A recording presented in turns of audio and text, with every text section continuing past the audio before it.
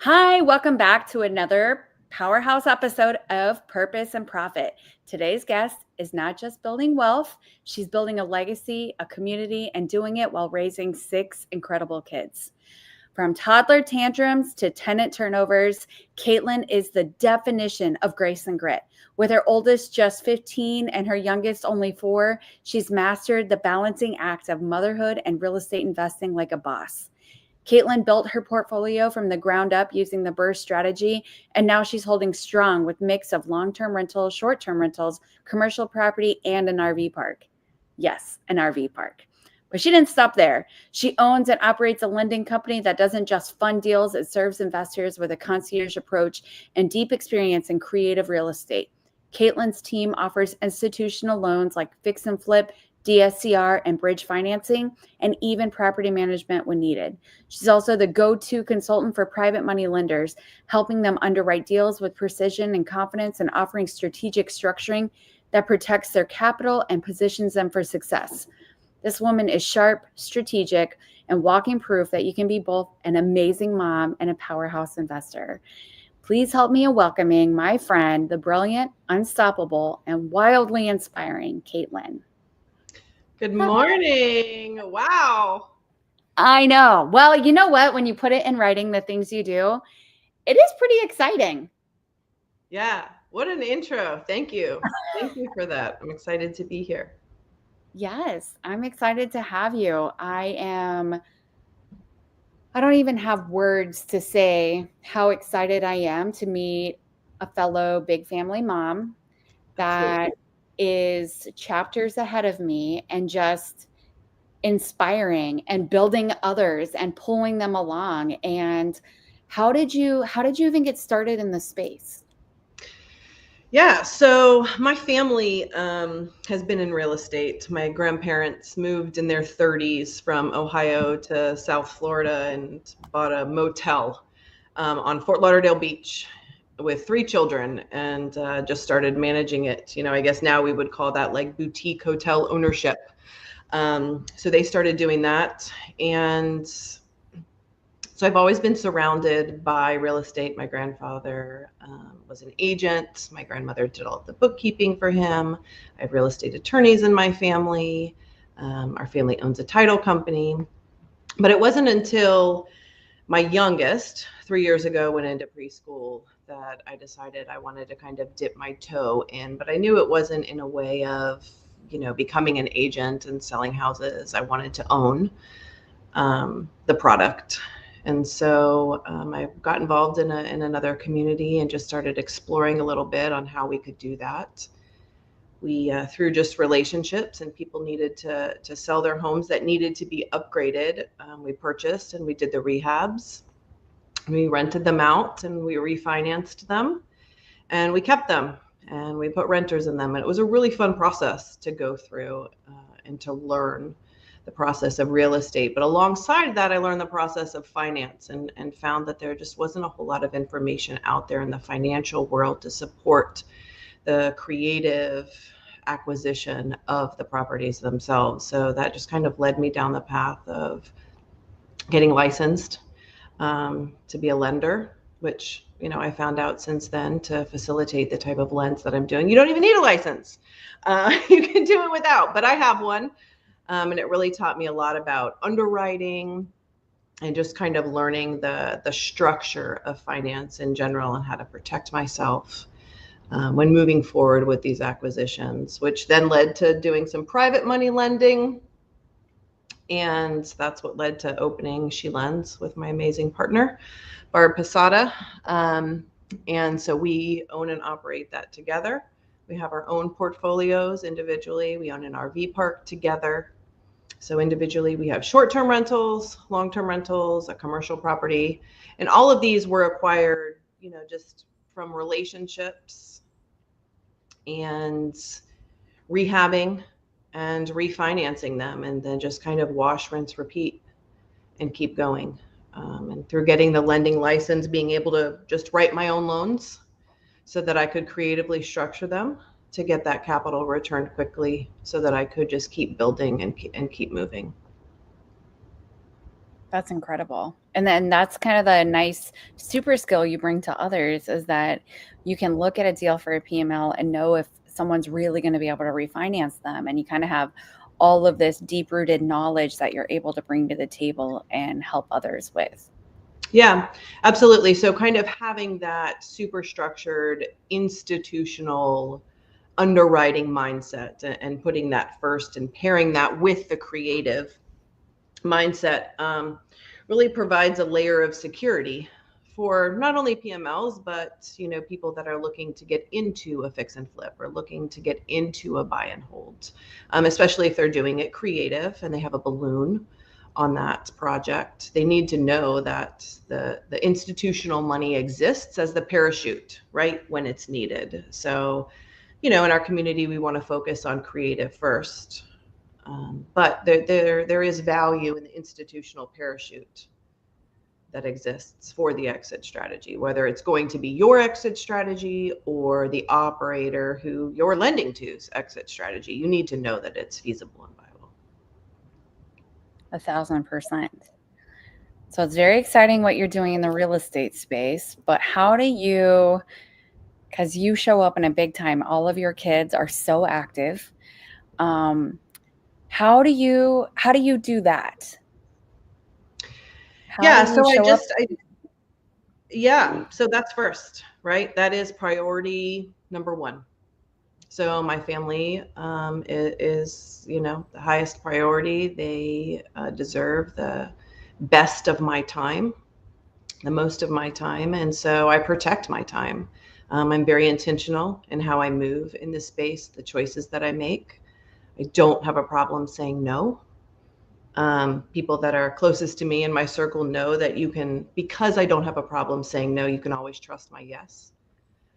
And I just make sure that, I try to eliminate the shiny object syndrome as much as possible. There's so many different ways that we can be pulled, but I try to focus and move intentionally. And if a pivot is necessary, fine. I pivot. But I try not to have my hands in too many things. I don't know that I necessarily subscribe to the, as a mom, you can have it all. I don't know that. I don't think that's real life. I think that you can be fulfilled in the ways that you want to be fulfilled, but just being content in moving at a pace that keeps your priorities in line. And you can have it. It just doesn't all need to be right now. There are seasons in life. As we go through parenting, you're in a very different season than I am right now. Your littles are a little older than my littlest little. So, you can have a little bit more freedom to move within that than I can. And so just for myself, just remembering to be patient and constantly reminding myself that slow is smooth and smooth is fast sometimes, right? So I just remind myself of that, and one foot in front of the other. And it's so true. And I think that I feel a little different, probably because mine are older, and my oldest comes home this week from college, and next fall is her last year, and um, she's graduating a year early, and it's a little bit crazy and overwhelming. But it actually made me pause and realize that like all of these moments are fleeting, like they go so fast. And I love it. I think it was like I saw something from Elena Cardone a couple months ago, and she said that whatever she's doing, because there is no balance, and I'm sure that you would agree, there is no balance. Right. And so I try to do whatever I'm doing 1,000%. And so that's very much time blocking the time with my Right. kids, time blocking my time for my work. Um, and I have to imagine that your time blocks even have to be more flexible because yours are younger, and when they need you, they just need you. Right. Um, and so what do you think what do you think is your biggest share with your kids? Like you're doing all of these beautiful things, but what are Mhm. you most proud of from taking from that to share with your kids on how they view everything that you're doing? Partnership, right? I have an amazing husband. He is in the professional world. He has a very demanding professional job. And we are an amazing partnership, right? Like we're monkey barring it, right? Like he's doing his thing in the professional world and I'm doing the real estate thing, but it's for the collective together. And so they watch how the two of us balance each other out and, kind of take over the group when needed, right? Like if I have a call I have to hop on, he jumps in and just kind of manages the chaos and vice versa. We try to include them, when we best can, if we're doing a demo on a rehab, the older ones come and we let them help and pick up and, swing the hammer a little bit or pick out paint colors, or we try to include them when we can so that they see that, we're building this for them. And we're building this for, I think, like most people that get into this space, generational wealth, but just to dial that down a bit, generational comfort, right? I don't know that I'm necessarily going to provide them, wealth per se, but comfort so that they can pursue what they want to pursue with their own partner. And, the money is needed for that, right? Money isn't everything, but it does provide us the comfort and flexibility to be able to chase the things that will truly fulfill us.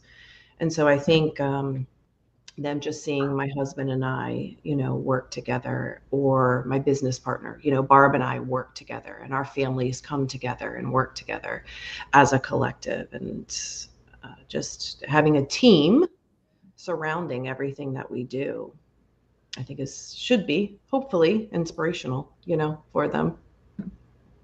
Absolutely. Well, and just think of how different they see the world just because you guys do that. Even just a strong marriage nowadays, that is a game changer for kids, I think. And so to do all of this and still pour into your spouse, both sides. Right. 6 kids is hard. Independent business is hard. His profession is hard, and so you guys just do all of the things, which I think is probably what makes you so dynamite in the space, because you can do all the things. So that's very cool. And it's not perfect, right? Like it's not there. You just have to be okay with things not being okay sometimes, just prioritizing what matters, and for me, that's showing up for the kids when they need me to show up. And maybe that means the house is a total mess that week, right? And so that's okay. So just being okay with not everything being okay, but prioritizing the things that are most important, and making sure you're focused on those. I love it. So what are, if someone wanted to work with you right now, what are you looking for and going towards? Yeah, so we made the decision a couple months ago that, although the portfolio of single family homes has served its purpose, and provided a lot of growth and insight along the way, we're ready to level up a bit and move towards more commercial multifamily. And we're really enjoying the RV space. RV in a sense of more a long-term model of RV ownership, providing an affordable housing for people to come and stay, whether it's student housing or just seniors needing affordable housing or workforce housing, but enjoying the model of which, it doesn't have a whole lot of, right now we're not ready to transition to the true RV model with a significant amount of income streams and the firewood and the s'mores. We kind of want to get our footing in the space first and kind of have an understanding how all of the systems work and getting those in place before we step into that. So we're looking for mobile home parks, RV parks that are more tenant owned as opposed to park owned homes. Because we're transitioning into this space has a need for significantly more capital. And we've been self-funded up until this point. But as we continue to grow, we're going to need to bring other people along with us from a capital standpoint. So people that would be interested in lending in that space, being a part of that space, even in a fractional amount, knowing that it's being underwritten from somebody that has an institutional lending background. I can provide the security in that. So leads for those type of acquisitions, the RV, the mobile home park, or somebody looking to lend inside that space also is kind of what we're looking to focus on right now moving forward. That's very exciting and such an amazing opportunity to come along with you. Like you said, not only do you provide those protections and a deep understanding of funding, and I have to say that the most creative deal I've ever worked was with you. And so I know that you have that extra insight to how to make it work for everybody to win. But going along and entering into that space for lenders potentially for the first time, I think that betting with you is safer than a lot of other people that enter this space because they don't have that financial wherewithal in the in Right. the path. Right. Right. And the portfolio, has grown, right? It started with a singular BRRRR, which then transitioned into a BRRRR that turned into a short-term rental, right? So it's leveled up and it's progressed into a fiveplex, right? So it just seemed like the natural transition to just step into more of a commercial residential space with multifamily units, or because we wanted to focus on affordable housing, given the uncertainty of the market right now. That's kind of where the mobile home park and the long-term RV park came into place. So we feel like we're ready. We feel like we're prepared. We have a strong understanding of each of these markets and the underwriting that goes along with it, with each of these models. So we're excited. We're excited, and we want to bring other people along with us. And, people that are nervous or that are uncertain, we want to be extremely transparent, and go over all of, our plan, the exit strategy, the parachute exit strategy. If everything goes sideways, right? Things we don't think about, things that you would hope never happened, but if they do, kind of what is the parachute string that saves everybody, and that has to exist. I love that. You probably need to make a lot more content on that because I think I meet a lot of investors and I meet a lot of lenders that everyone lives in rainbows and unicorns. Right. And no one's having those hard conversations about it's real estate. Things happen. Mother Nature happens. The nice part about parks with you is that if you're not owning all of these additional building assets, if a hurricane comes through or a tornado comes through, of which you have no control of either, you're not having significant asset loss. Right. And so that's really huge, and makes it a safer bet than, when you're having cabins and you're owning all of these extra assets that need to be maintained. Absolutely. So we want to try, kind of the perfect acquisition right now that we're looking for is we can move that needle as close to a glorified parking lot as possible. That's what we're looking for, right? So we're looking for very, very low overhead, where the tenants or the people that are occupying the park are paying the majority of the overhead. They're paying the electric. They own their own unit that's there.